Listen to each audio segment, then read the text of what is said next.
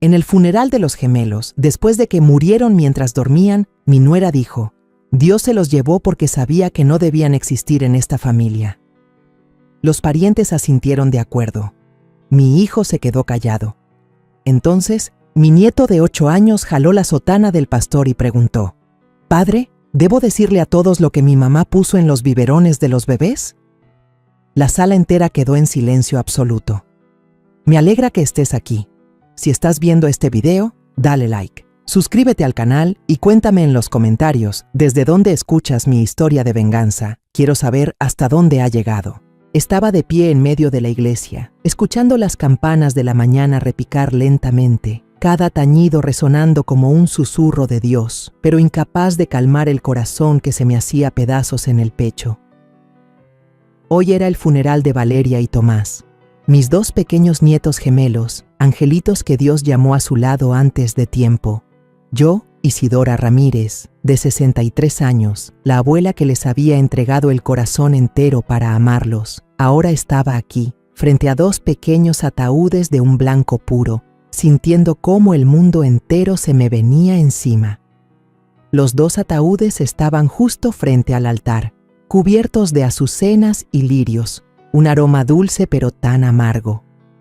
Mateo, mi hijo mayor y padre de los niños, estaba sentado en la primera fila, con los hombros caídos, abrazando a Camila, su esposa. Ambos tenían los ojos hinchados y rojos de tanto llorar toda la noche.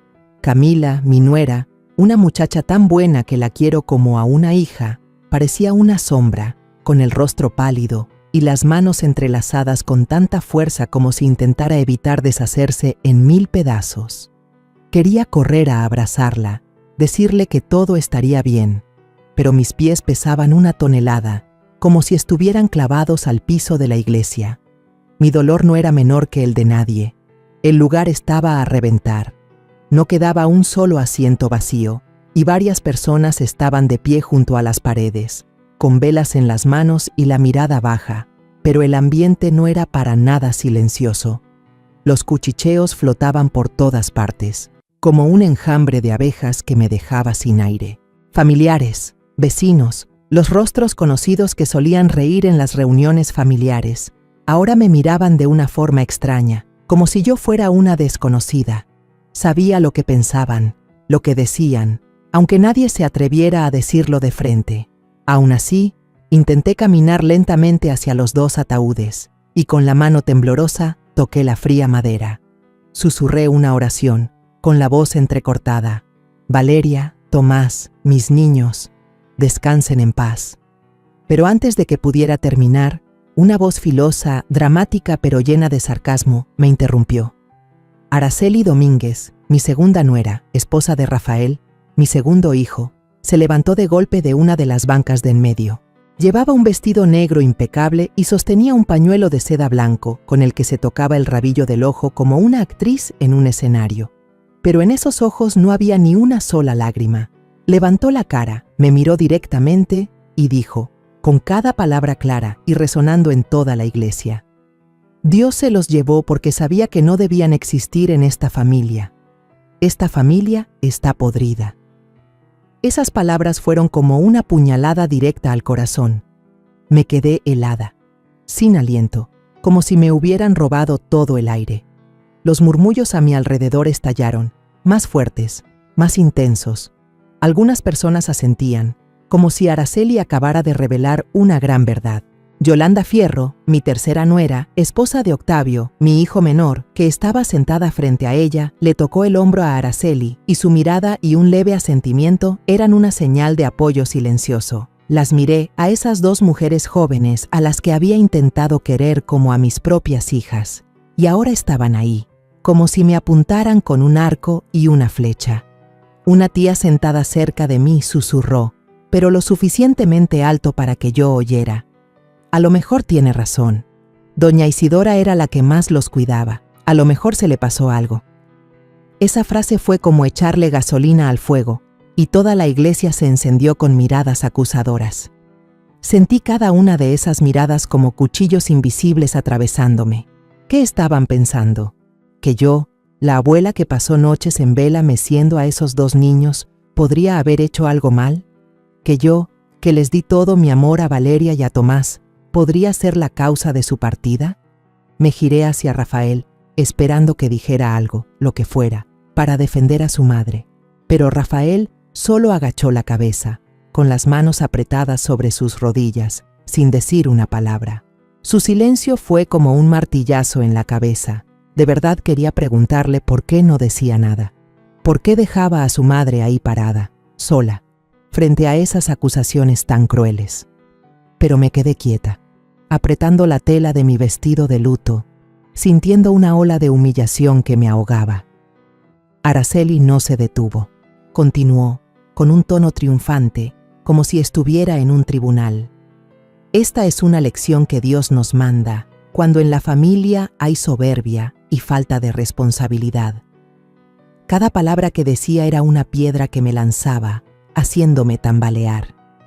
Miré al padre Esteban Cruz, el párroco al que siempre había respetado, esperando que interviniera, que calmara este ambiente asfixiante.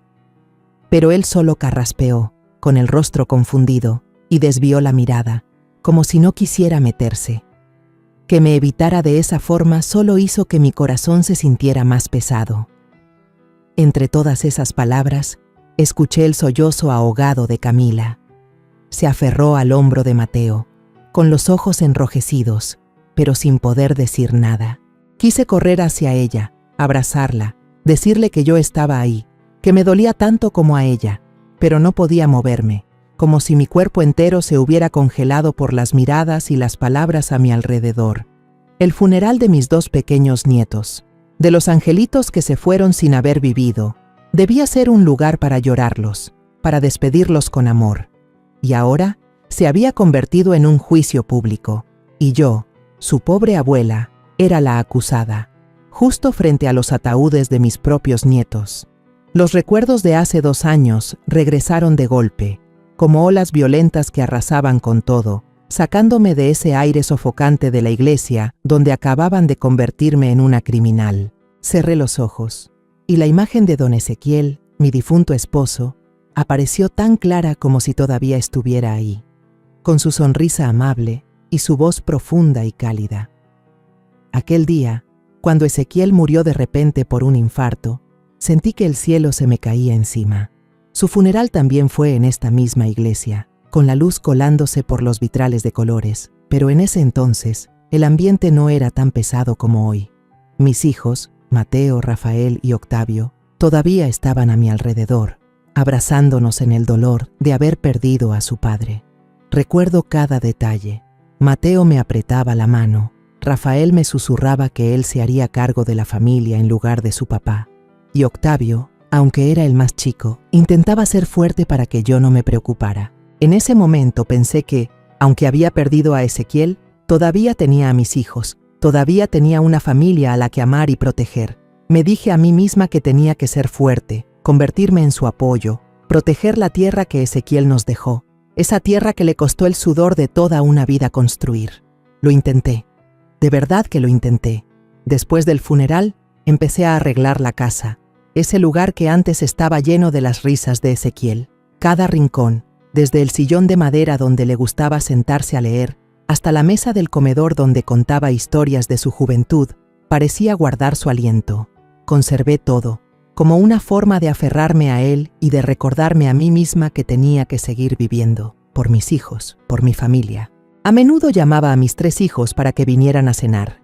Cocinaba los platillos que a Ezequiel le encantaban, como los tamales con mole que él siempre decía que me salían mejor que en cualquier restaurante.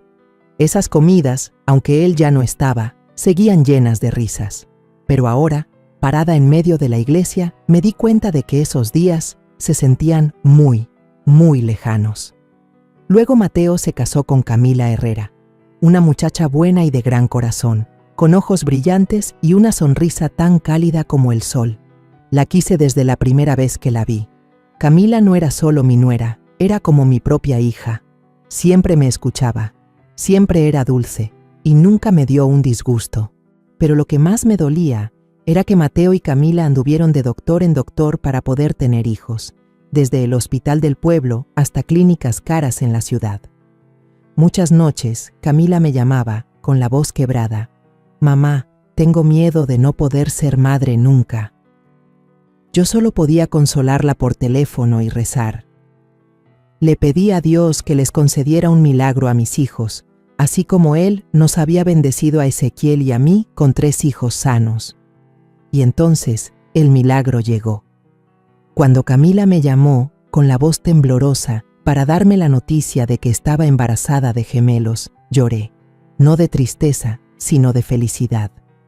Recuerdo que me arrodillé frente a una imagen de la Virgen, dándole gracias por haber escuchado mis plegarias. El día que nacieron Valeria y Tomás, corrí por los pasillos del hospital, con el corazón latiéndome tan fuerte como si hubiera vuelto a ser joven. Esperé afuera de la sala de partos, apretando mi rosario, rezando en voz baja para que Camila y los bebés estuvieran bien.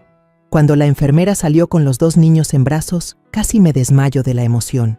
Valeria era pequeñita, con unos ojos que brillaban como 2 joyas, y Tomás era más llenito, con sus manitas diminutas aferrándose a mi dedo. Los cargué, los besé en las mejillas y les susurré: ustedes son un regalo de Dios, son la luz de su abuela. Desde ese día, pasaba casi todo mi tiempo en casa de Mateo. Quería que Camila descansara, porque tener gemelos no es nada fácil.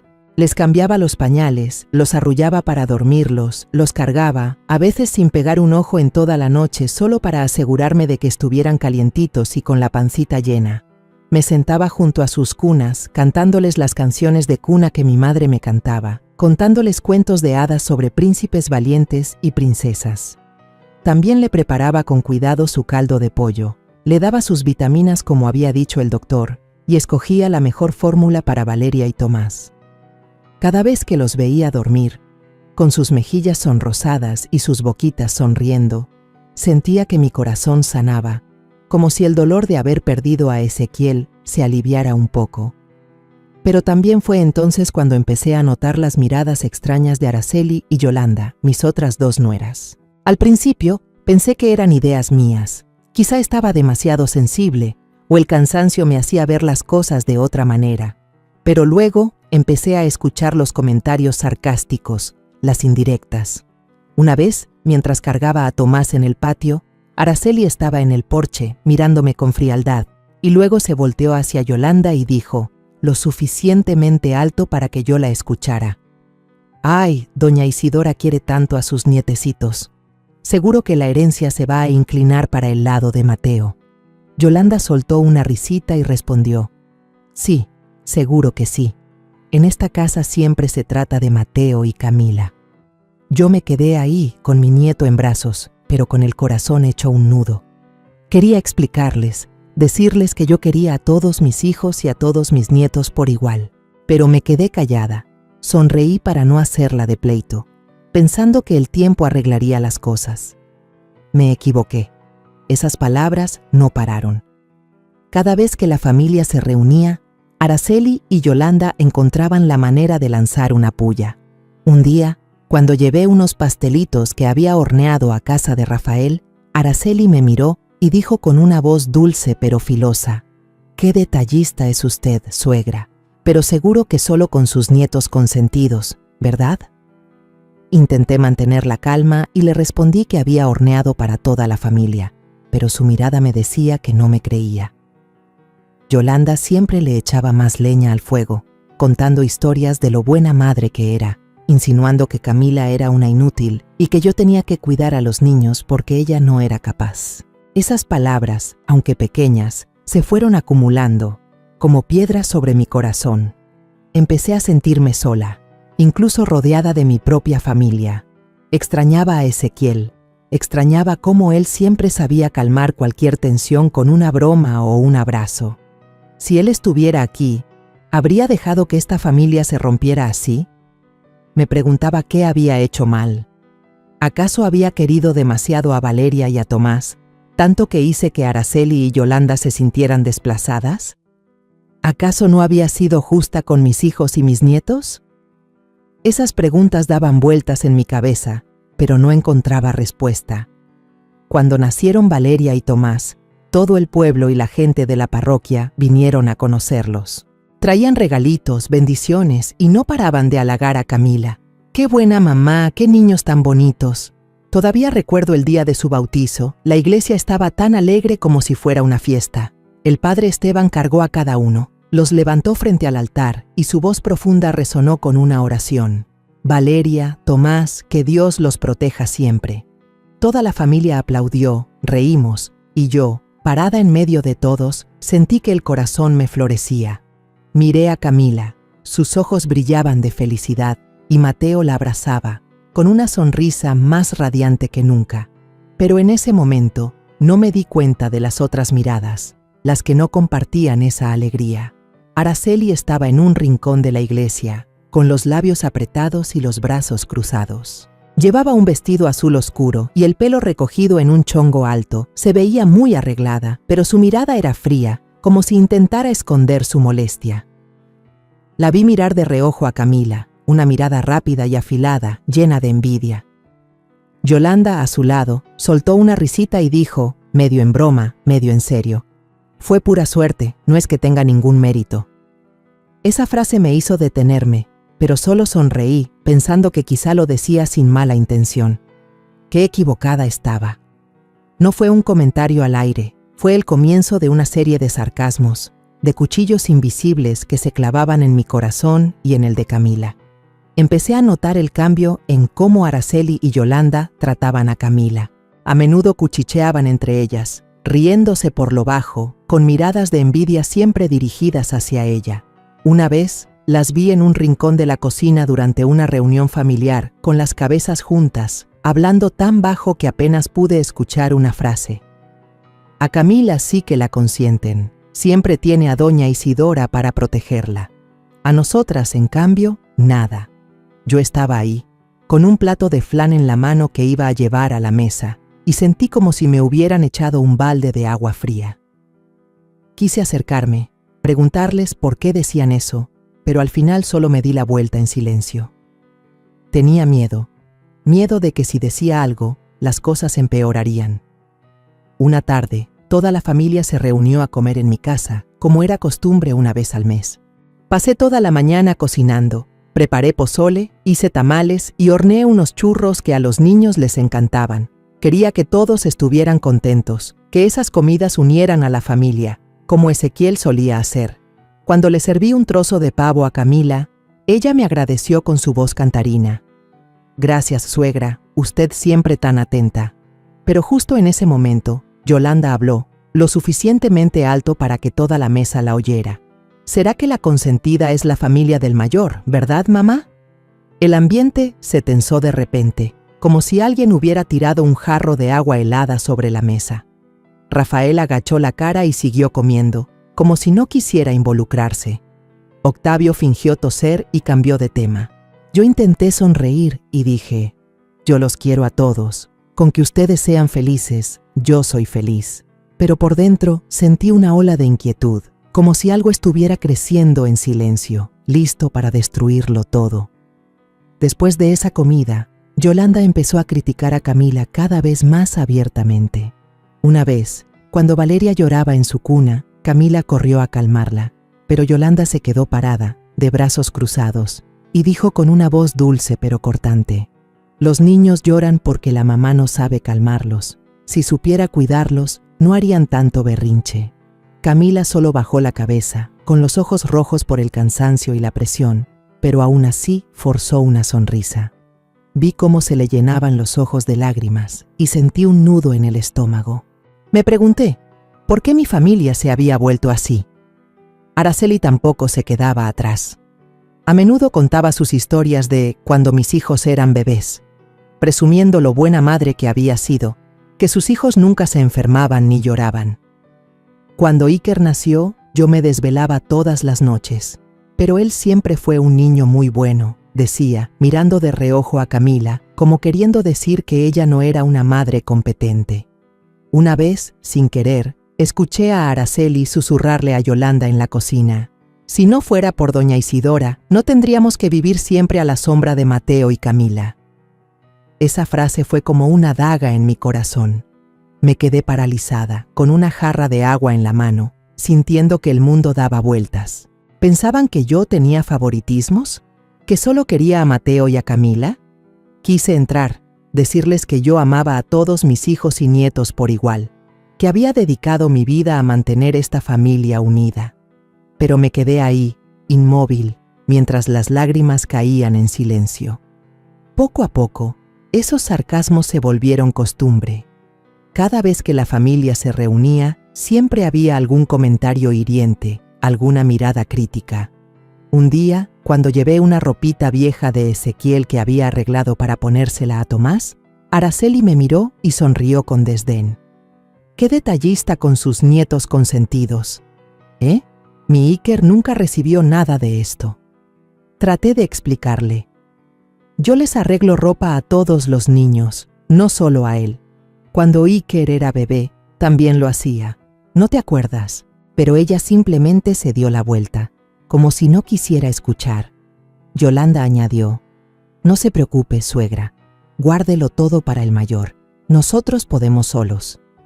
Esas palabras, aunque pequeñas, se fueron acumulando, como gotas que llenan un vaso hasta derramarlo. Empecé a sentirme asfixiada, como si la casa que tanto amaba se hubiera convertido en un campo de batalla, donde tenía que cuidar cada palabra, cada gesto. Y entonces llegó el día en que mi vida se derrumbó. Esa mañana, cuando los primeros rayos de sol apenas se asomaban por los tejados, me despertaron unos golpes desesperados en la puerta, como si alguien estuviera golpeando mi propio corazón. Salté de la cama, con una angustia terrible. Al abrir, vi a Beatriz Muñoz, la mamá de Camila, parada ahí, con la cara tan blanca como el papel, los ojos desorbitados y la voz rota. «Isidora, ven rápido, los niños. Algo les pasó». Sentí que la sangre se me helaba.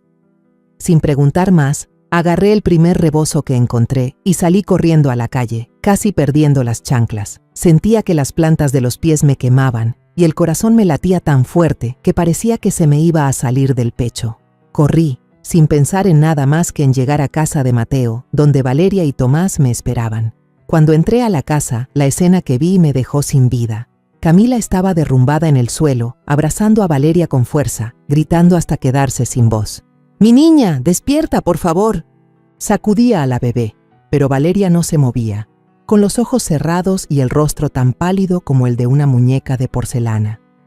A unos pasos, en su cuna de madera, Tomás yacía inmóvil, con sus manitas caídas a los lados, sin un rastro de aliento.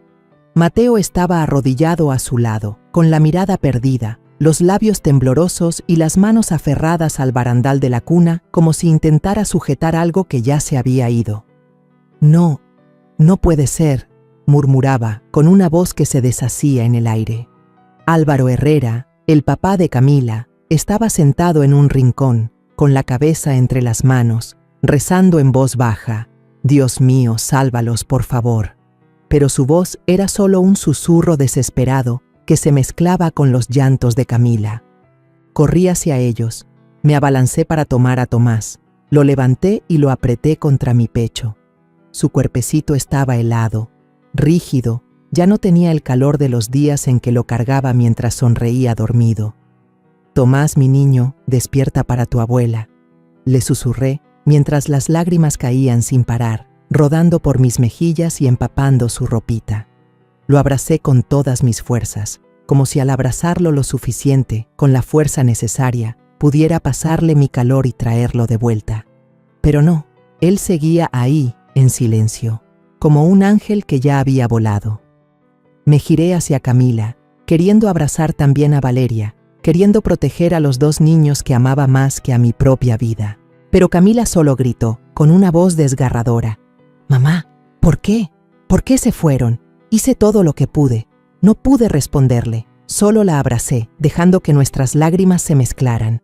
Los vecinos empezaron a llegar. El sonido de sus pasos apurados se escuchaba afuera. Alguien gritó: «¡Llamen a un doctor, rápido!». Otra persona marcó deprisa un número en su teléfono, con la voz temblorosa mientras hablaba con la clínica. Escuché murmullos a lo lejos. «Dios santo, ¿qué pasó? Si los niños estaban bien». Pero no les presté atención, solo abracé a Tomás, intentando aferrarme al último rastro de calor que le quedaba. Una vecina, doña Rosa, corrió hacia mí, Me tomó de la mano y me dijo con la voz entrecortada: Isidora, cálmate, el doctor ya viene. Pero no podía calmarme. ¿Cómo iba a calmarme si mis 2 nietos, las pequeñas luces de mi vida, estaban ahí, sin respirar?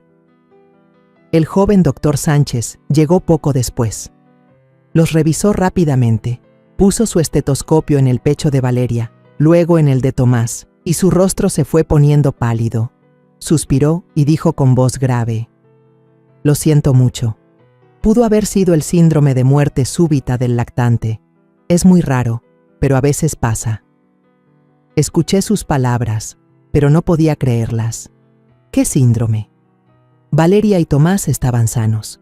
Apenas ayer se reían conmigo, me apretaban el dedo, tomaban la leche que yo misma les preparaba. ¿Cómo podían irse así, en una sola noche? Negué con la cabeza y grité: No, no puede ser. Estaban sanos, yo los cuidaba muy bien. El doctor Sánchez solo me miró con compasión, pero no dijo nada más. Escribió algo en su libreta en silencio y se fue, dejándome con un dolor que me partía el alma. Caí de rodillas al suelo, abrazando a Valeria y a Tomás, sintiendo como si mi corazón se hubiera roto en 1000 pedazos. Quería gritar, preguntarle a Dios por qué se los había llevado, por qué me hacía sufrir este dolor después de haberme quitado a Ezequiel. Pero entonces, en medio del llanto de toda la familia, noté una mirada diferente. Araceli estaba en un rincón de la habitación, de brazos cruzados, con el rostro impasible, casi frío.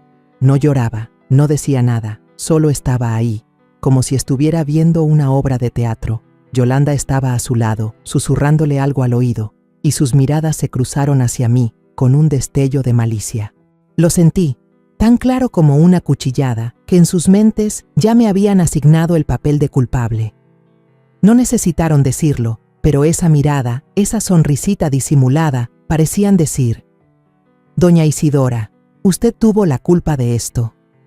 Empecé a temblar, no de frío, sino de dolor y de injusticia. Quería ir hacia ellas, preguntarles por qué me miraban así, por qué pensaban que yo podría hacerle daño a los nietos que amaba más que a mi propia vida. Pero me quedé quieta, con las lágrimas rodando, sintiendo que el mundo entero me daba la espalda. Miré a Camila. Ella seguía abrazando a Valeria, llorando. Perdóneme, suegra, fue mi culpa, no los cuidé bien. Le tomé la mano y le susurré: No, mi niña, tú no tienes la culpa. Aquí estoy, siempre voy a estar aquí.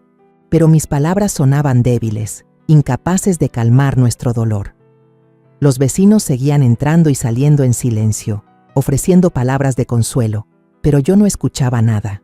Solo veía a Araceli y a Yolanda, paradas ahí, cuchicheando, sin quitarme los ojos de encima. Recordé sus comentarios sarcásticos de antes, sus indirectas sobre mis favoritismos hacia Mateo y Camila, y ahora empecé a entender que su envidia no se detenía en las palabras. Había algo en su mirada, algo oscuro, que me oprimía el corazón. Quería enfrentarlas, preguntarles directamente qué estaban pensando, pero no tenía fuerzas. En medio del llanto y el caos, sentí claramente que me habían arrinconado, que me habían puesto la etiqueta de culpable sin una sola explicación. Miré a Mateo, esperando que dijera algo, pero él solo estaba sentado, con los ojos vacíos, todavía aferrado a la cuna. Álvaro, el papá de Camila, se levantó y me puso una mano en el hombro, con la voz temblorosa: Isidora, tenemos que ser fuertes. Por Mateo, por Camila. Pero yo sabía que él también estaba destrozado por dentro, también buscando una respuesta para esta tragedia. Ahora apretaba mi rebozo de luto con tanta fuerza que los nudillos se me pusieron blancos, sin atreverme a apartar la vista de los 2 pequeños ataúdes blancos de Valeria y Tomás. El aire en la iglesia era pesado, asfixiante, como si el mundo entero me aplastara el pecho. El sollozo ahogado de Camila resonaba, doloroso, rompiendo el silencio, pero nadie se atrevía a decir nada. Me sentía acorralada, atravesada por las miradas de sospecha y los susurros. El funeral de mis 2 pequeños nietos, que debía ser un lugar para despedirlos con amor, se había convertido en un juicio, y yo, la abuela que les había entregado el corazón, era la acusada. De repente, En medio de ese silencio sofocante, Araceli volvió a hablar. Su rostro estaba descompuesto, como si estuviera actuando el papel de una doliente, pero su voz resonó, filosa, como un cuchillo. Alguien fue descuidado. Alguien puso algo que no debía en el biberón de los niños. Un murmullo se extendió por toda la iglesia, como un incendio en un campo seco. Todas las cabezas se giraron, y las miradas de sospecha se clavaron directamente en mí. Sentí que me faltaba el aire, como si me lo hubieran robado. Araceli, a quien una vez intenté querer como a una hija, ahora estaba ahí, señalándome, convirtiéndome en la culpable frente a todos. Yolanda también se levantó, y con su voz chillona la secundó. Yo también noté que cada vez que doña Isidora cargaba a los niños, algo era diferente. ¿Quién sabe qué les haría? Sus palabras fueron como echarle más leña al fuego. Los murmullos a mi alrededor crecieron, como un enjambre furioso.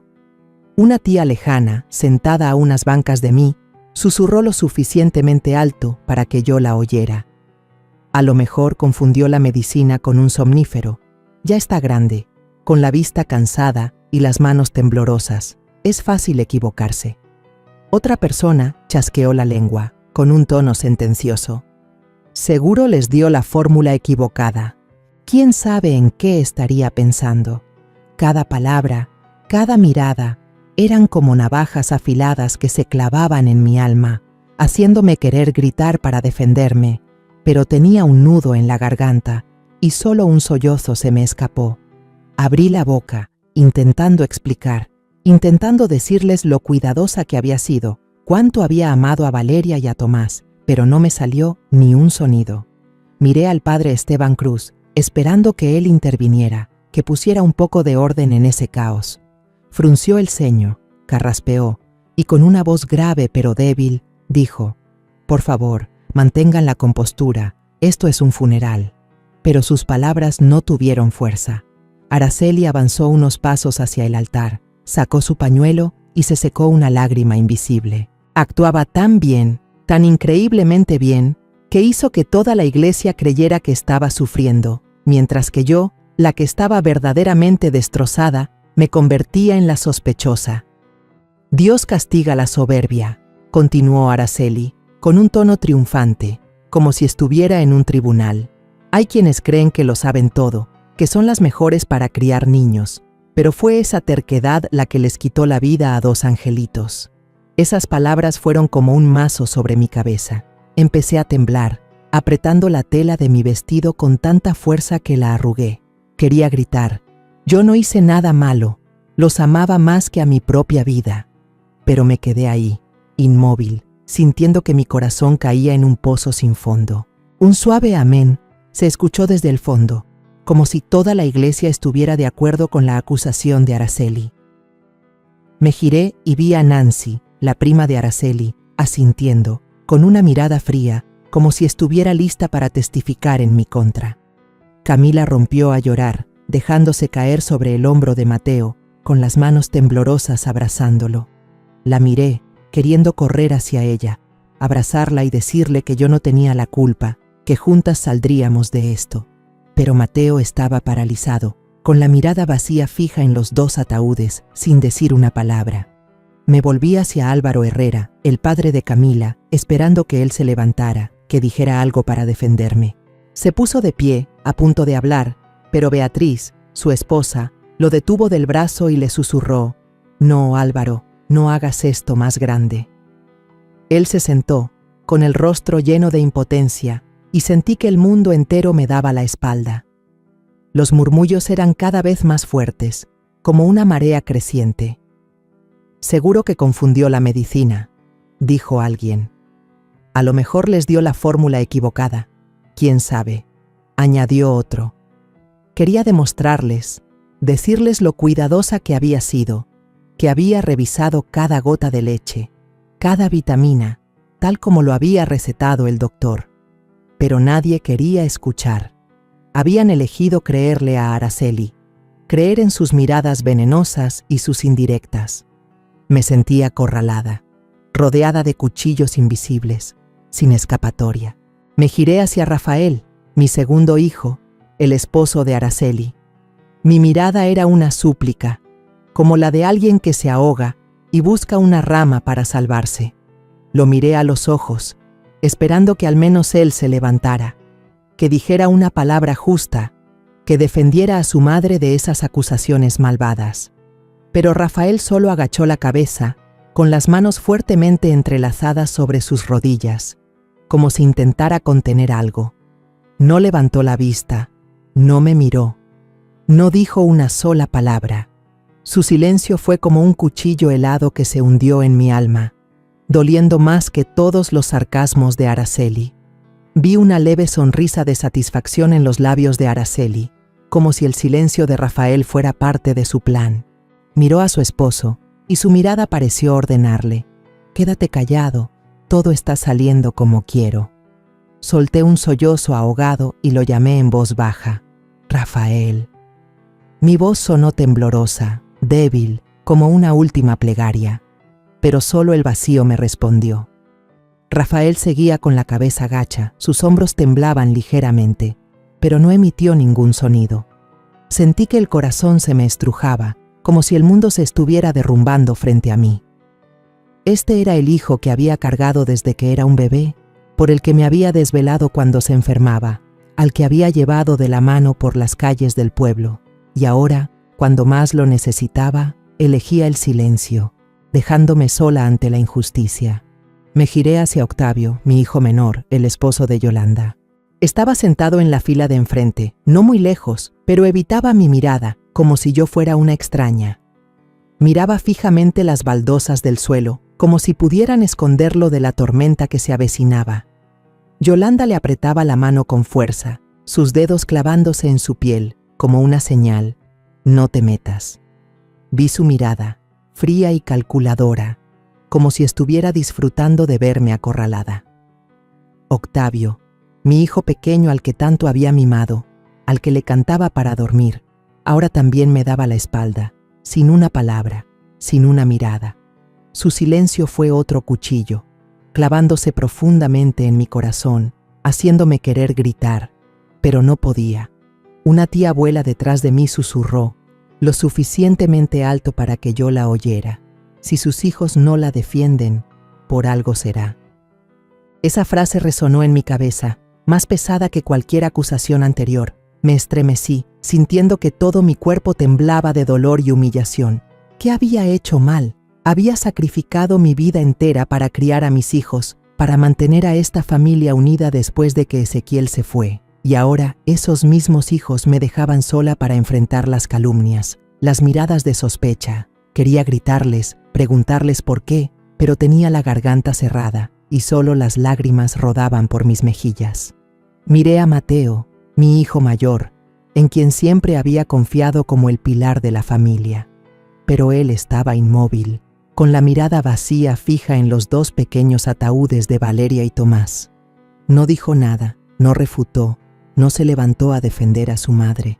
Camila, a su lado, sollozaba, tratando de decir algo para desmentir las acusaciones, pero su voz se perdía en el murmullo de los familiares. «Doña Isidora, no es cierto», susurró Camila, pero sus palabras eran demasiado débiles. Nadie las escuchó. Quise correr a abrazarla, decirle que sabía que ella me creía, pero no podía moverme. Mis pies estaban clavados al piso de la iglesia y mi corazón se deshacía en pedazos. Vi que el padre Esteban miró a Rafael con una expresión de esperanza, como si esperara que dijera algo para calmar la situación, pero Rafael permaneció en silencio, con la cabeza gacha, como si quisiera desaparecer. Con cada segundo que pasaba, los cuchicheos de los familiares se hacían más fuertes, como una marea creciente. «Seguro que sí, fue doña Isidora la que hizo algo», dijo uno. «Si no tuviera la culpa, ¿por qué no se defiende?», añadió otro. El pecho se me oprimió, sentí que me faltaba el aire. Quería gritar, decirles que era inocente, que había cuidado a Valeria y a Tomás con todo mi corazón, que nunca podría hacerles daño. Pero me quedé ahí, temblando, con las manos aferradas a mi rebozo, sintiendo que el mundo entero me daba la espalda. Las lágrimas rodaban por mis mejillas, Pero ya no eran por el dolor de mis nietos, sino por la desesperación de darme cuenta de que estaba completamente sola. Nadie me creía, nadie estaba de mi lado, y los hijos a los que había entregado mi corazón ahora guardaban silencio, dejándome a merced de todos. Justo en ese momento, un pequeño sonido rompió el silencio sofocante. El crujido de una banca de madera, débil pero claro, resonó desde las filas de en medio. Levanté la cabeza, mis ojos llorosos tratando de ver a través de la neblina del dolor. Era Iker Ramírez, mi nieto, el hijo de Rafael y Araceli. Apenas tenía 8 años, se veía pequeño en su trajecito negro que le quedaba un poco grande, con la corbata chueca y los zapatos lustrados, pero su rostro estaba pálido, como si llevara una carga demasiado pesada. Me quedé atónita, con el corazón latiéndome a 1000 por hora, sin entender por qué se levantaba en ese momento. Los pasos de Iker eran lentos pero firmes. El toc, toc de sus zapatitos sobre el mármol resonaba en toda la iglesia, como los latidos de mi propio corazón. El lugar entero se quedó en silencio. Todas las miradas se posaron en él. Araceli se sobresaltó, extendió la mano para detener a su hijo y le dijo con urgencia: «Iker, siéntate ahora mismo». Pero Iker, con una determinación que nunca había visto en un niño, apartó la mano de su madre y siguió caminando hacia el altar. Los murmullos comenzaron de nuevo, como el viento soplando en un campo. «¿Qué va a hacer ese niño?», susurró alguien. «Apenas tiene 8 años», dijo otro, con incredulidad. Empecé a temblar. Mis piernas flaquearon, sin poder creer que mi pequeño nieto, al que le daba dulces y sentaba en mis rodillas, se atreviera a pararse en medio de tanta tensión. Iker se detuvo frente al padre Esteban Cruz, levantó sus ojos llorosos pero firmes para mirarlo. Tiró suavemente de la sotana negra del sacerdote, como si necesitara protección antes de decir algo terrible. La voz infantil de Iker resonó, temblorosa pero clara, cortando el aire como un cuchillo. «Padre, ¿debería decirles a todos lo que mi mamá le puso a los biberones de mis primitos?». Toda la iglesia contuvo la respiración. Los murmullos se apagaron de golpe, como si alguien hubiera extinguido una llama. Sentí como si la tierra hubiera dejado de girar. Miré a Iker, mi pequeño nieto que yo pensaba que solo sabía jugar y reír, y ahora estaba ahí, acusando a su propia madre. Mi corazón latía desbocado, una mezcla de miedo y una pequeña chispa de esperanza. ¿Acaso la verdad estaba a punto de salir a la luz? ¿Acaso yo, que estaba acorralada, estaba a punto de ser reivindicada? Araceli se levantó de un salto, su rostro cambió de color, de pálido a un rojo intenso. Sus manos temblaban, y gritó con una voz chillona: «Iker, ¿qué estás diciendo? Siéntate ahora mismo». Pero Iker no se movió. Sus ojos seguían fijos en el padre Esteban, como buscando protección. Rafael, su padre, levantó la cabeza de golpe, con los ojos muy abiertos, y balbuceó: «Iker, hijo, ¿qué estás diciendo?». Miraba de su hijo a su esposa, con el rostro lleno de confusión, como si no pudiera creer lo que oía. Contuve el aliento. Mis piernas temblaban, mis manos apretaban con fuerza el rosario. Quería creer que Iker traería la luz, que me salvaría de esta pesadilla, pero al mismo tiempo tenía miedo de que la verdad que estaba a punto de decir destrozara aún más a esta familia. El padre Esteban se inclinó, puso una mano en el hombro de Iker y con una voz suave pero firme dijo: «Habla, Iker, aquí estás a salvo». Esas palabras fueron como un abrazo protector, no solo para Iker, sino también para mí, que temblaba ante las miradas acusadoras de mis familiares. Iker respiró hondo, sus pequeños hombros temblaron, pero su voz infantil resonó con claridad, como una campana en la iglesia. La semana pasada vi a mi mamá en la cocina, moliendo unas pastillas de la bolsa de papá y echándolas en los biberones de Valeria y Tomás. Un suspiro colectivo recorrió la iglesia, como si a todos les hubieran robado el aire. Varias mujeres se taparon la boca, con los ojos abiertos de par en par por el horror. «¡Dios mío!», exclamó una tía, con la voz temblorosa, como si acabara de presenciar algo increíble. Me quedé paralizada, sintiendo que mis pies ya no tocaban el suelo. Las palabras de Iker fueron como un viento que disipó la nube negra que pesaba sobre mí, pero al mismo tiempo me oprimieron el corazón. Araceli, mi nuera, a quien había considerado como una hija, ¿podría haber hecho algo tan horrible? Araceli se levantó de un salto, con el rostro descompuesto, rojo de ira y pánico. «¡Cállate!», gritó con voz chillona. «Eres un niño, no sabes lo que dices». Se abalanzó sobre Iker, intentando llevárselo, pero el padre Esteban extendió un brazo para detenerla, y con una voz firme como una sentencia, dijo: «Señora, deje que el niño hable». Araceli retrocedió, con las manos temblorosas y la mirada desorbitada, como un animal acorralado. La miré, y sentí que el corazón se me estrujaba. ¿Cómo pudo hacerlo? ¿Cómo se atrevió a culparme a mí, cuando fue ella quien lastimó a mis angelitos? Iker temblaba, pero no retrocedió. Continuó, con la voz entrecortada pero firme. Hasta lo anoté en mi cuaderno. Mi mamá dijo que esa medicina era para que mis primitos durmieran tranquilos, para que no lloraran. Pero yo vi que después de tomarla, se quedaban dormidos y ya no se despertaban. Del bolsillo de su pequeño saco, Iker sacó un cuadernito de pasta azul, ya gastado, y se lo entregó al padre Esteban. Él lo abrió, pasó las páginas y vi la letra torpe de un niño, pero clara y detallada. Día 15. Mamá puso polvo blanco en el biberón. Día 16. Mamá dijo que los bebés dormirían tranquilos. Toda la iglesia se quedó muda. Algunas mujeres rompieron a llorar, abrazando a sus propios hijos pequeños, como si temieran que esa tragedia pudiera pasarles a ellas. Sentí que las lágrimas brotaban de mis ojos, no de tristeza, sino por la valentía de Iker, por la verdad que poco a poco salía a la luz. Rafael se levantó de golpe, se acercó a Iker, con el rostro pálido, y balbuceó: «Iker, hijo, ¿qué es lo que estás diciendo?». Miró a su hijo, luego a Araceli, con los ojos llenos de dolor y confusión. Iker levantó la vista hacia su padre, con las lágrimas rodando por sus mejillas, pero su voz seguía siendo firme. «Es la verdad, papá. Tenía miedo, pero ya no podía quedarme callado». Esas palabras cayeron como un martillo, sumiendo a la iglesia en un silencio sepulcral. Miré a Iker y mi corazón se iluminó con su valentía, pero al mismo tiempo sentí otro dolor, el dolor de saber que esta verdad destruiría a mi familia una vez más. Yolanda Fierro, la que hacía un momento apoyaba con tanto entusiasmo a Araceli, ahora estaba sentada, inmóvil, con el rostro cenizo, mirando de reojo y con pánico a su cómplice. Araceli se retorcía y gritaba: «Eran solo vitaminas. Yo solo quería ayudar. Todos ustedes me están malinterpretando».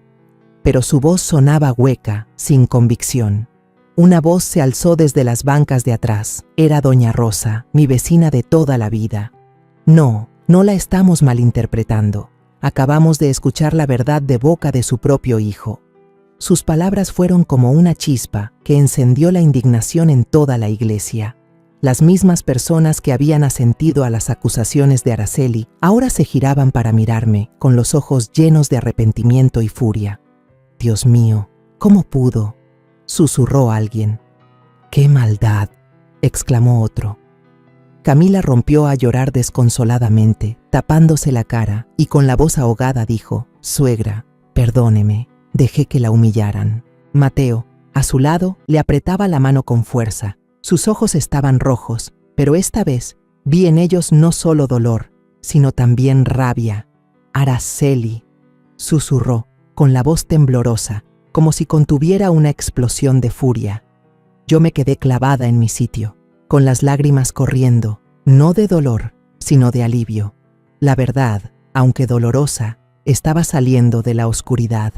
Araceli se lanzó hacia adelante, tratando de arrebatarle el cuaderno al padre Esteban, con la voz chillona, casi histérica. «Démelo, eso no es verdad». Pero el padre Esteban sujetó el cuaderno con firmeza. Su rostro era severo, como si estuviera frente al mismo diablo. «Señora, no puede negar lo que este niño ha dicho», dijo, con voz grave pero cortante. Los murmullos en la iglesia estallaron, y ahora las acusaciones cambiaron de dirección, apuntando directamente a Araceli. Entonces no fue doña Isidora. susurró alguien. «Dios santo, fue Araceli», exclamó otro, con la voz llena de horror. Me quedé inmóvil, con las lágrimas rodando por mis mejillas, no de alivio, sino de shock. ¿Cómo podía una madre, un miembro de la familia, hacer algo tan terrible a unos niños inocentes? Rafael, el esposo de Araceli, retrocedió tambaleándose, con el rostro tan blanco como el papel. Balbuceó con la voz temblorosa. «No, no puede ser. Araceli, tú». Miró a su esposa, con los ojos llenos de dolor y confusión, como si buscara una explicación, una razón para creer que todo era un malentendido. Pero Araceli, en lugar de defenderse, gritó, con una voz chillona que resonó en toda la iglesia. «Solo quería que desaparecieran. Nacieron para robarle el futuro a mi hijo». Esas palabras fueron como un rayo que me partió el corazón. Toda la iglesia se quedó en silencio, como si nadie pudiera creer lo que acababa de escuchar. Miré a Araceli y sentí que el corazón se me estrujaba. ¿Cómo podía decir eso? ¿Cómo podía tenerle envidia a Valeria y a Tomás, dos angelitos que apenas habían vivido? Camila, sentada en la primera fila, sollozó. Su llanto parecía atrapado en su garganta.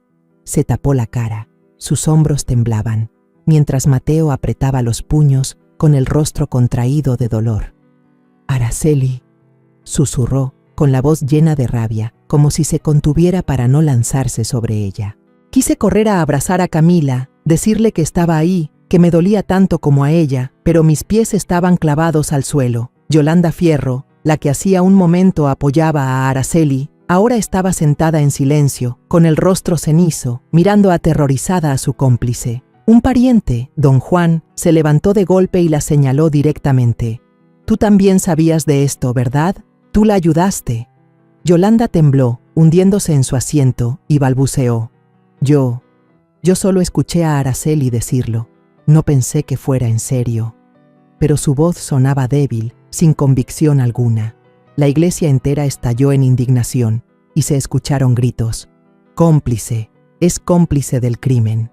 Miré a Yolanda, mi nuera a la que había intentado querer, y sentí otro dolor. No solo Araceli, sino también Yolanda le había dado la espalda a la familia, a unos niños inocentes. Quise preguntarle por qué, pero me quedé ahí, con las lágrimas rodando, sintiendo que mi corazón se deshacía en pedazos. Rafael cayó de rodillas, agarrándose la cabeza, y gritó: «¡Dios mío! ¿Cómo pudiste? Mataste a 2 niños inocentes». Su voz se quebró, como si su mundo entero se hubiera derrumbado.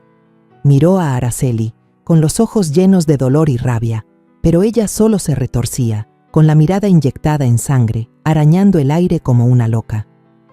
«Si Valeria y Tomás vivían, mi hijo se quedaría sin nada», gritó, con la voz llena de odio. «Todo sería para Mateo y Camila, y no lo iba a permitir». Esas palabras fueron la última puñalada, revelando su verdadera naturaleza. Me quedé paralizada, sintiendo que todo mi cuerpo temblaba de indignación. ¿Cómo podía una madre sentir tanta envidia como para quitarle la vida a 2 niños? ¿Cómo podría vivir con ese crimen? El padre Esteban hizo una seña a algunos hombres de la familia, y su voz fue firme. «Deténganla». 2 hombres se acercaron y sujetaron a Araceli cuando intentó abalanzarse sobre Iker. El niño se refugió detrás del padre Esteban, con los ojos llenos de lágrimas, pero aún firmes. Una tía, doña Teresa, rompió a llorar desconsoladamente. «¿Qué clase de madre siente celos de unos bebés? Dios no te perdonará».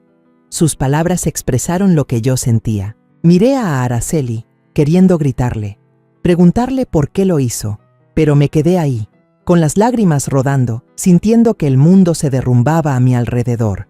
A lo lejos, se escucharon las sirenas de la policía, acercándose cada vez más, como una sentencia.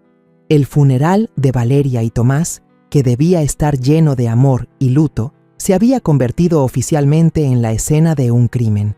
Todas las miradas de indignación en la iglesia ahora apuntaban a Araceli y a Yolanda. Las miré, a las que alguna vez fueron parte de mi familia, y ahora eran extrañas. Seres que albergaban una maldad que nunca pude imaginar.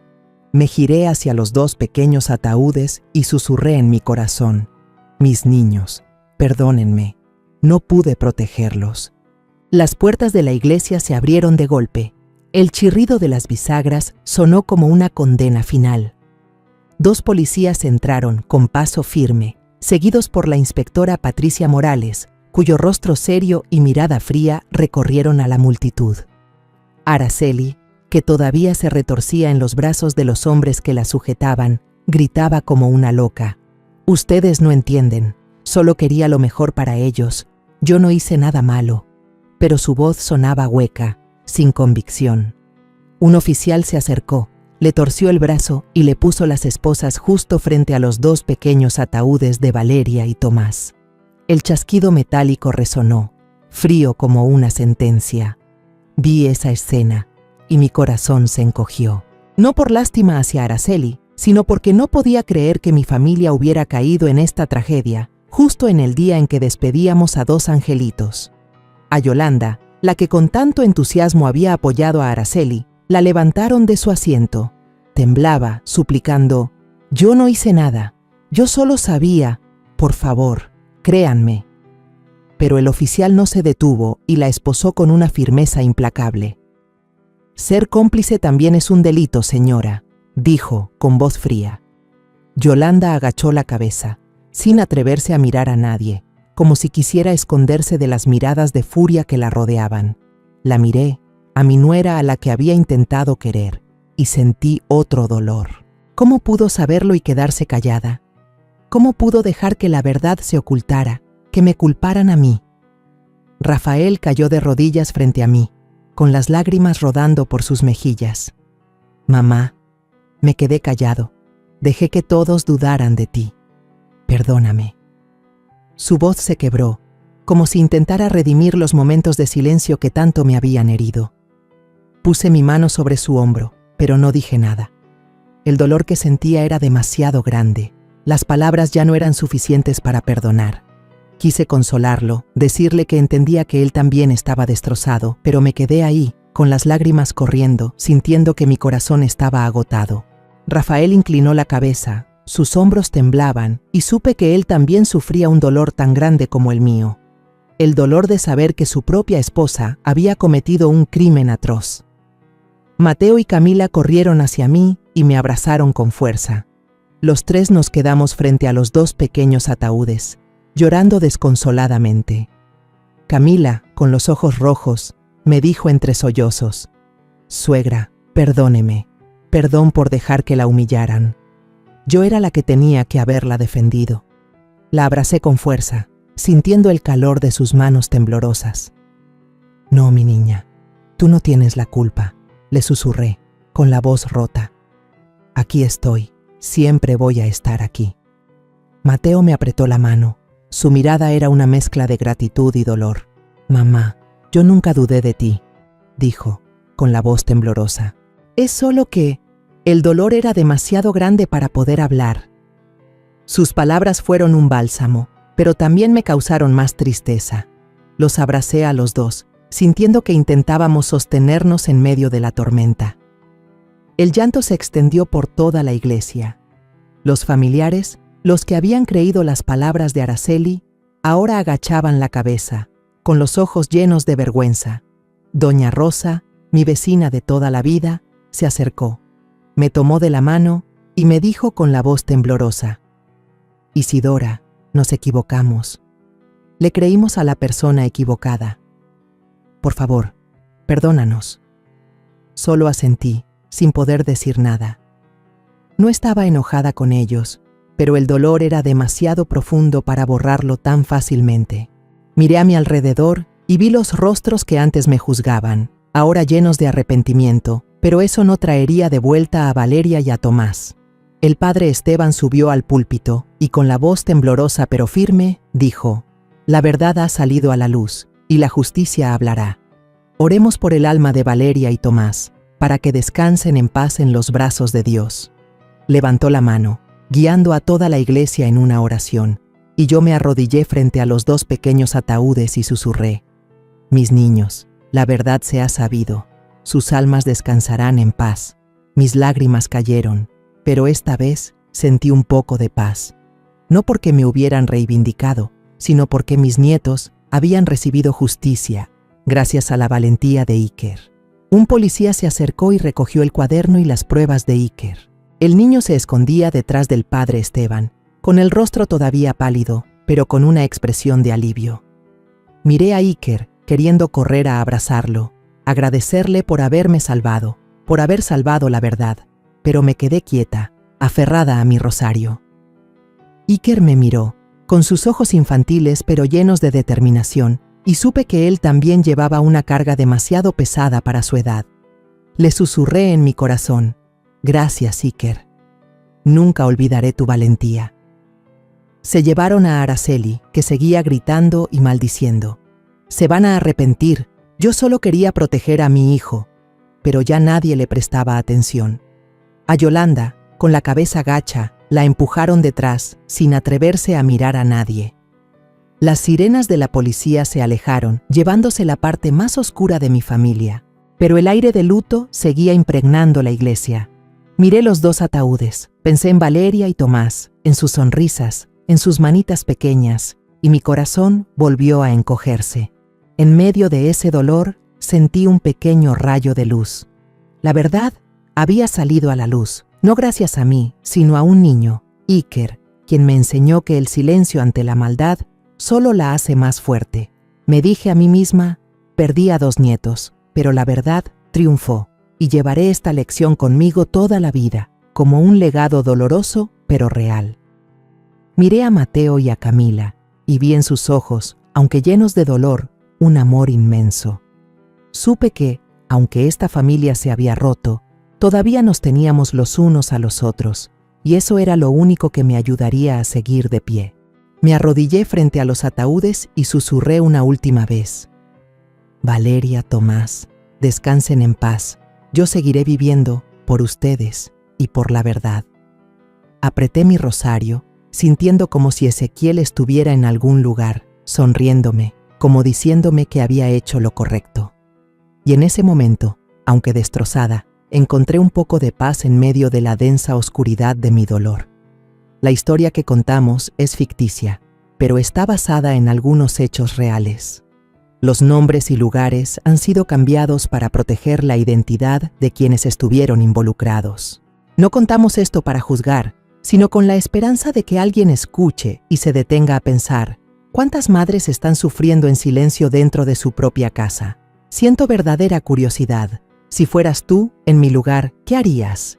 ¿Elegirías callar para mantener la paz o te atreverías a enfrentarlo todo para recuperar tu voz? Quiero saber lo que piensas, porque cada historia es una vela que puede iluminar el camino de alguien más.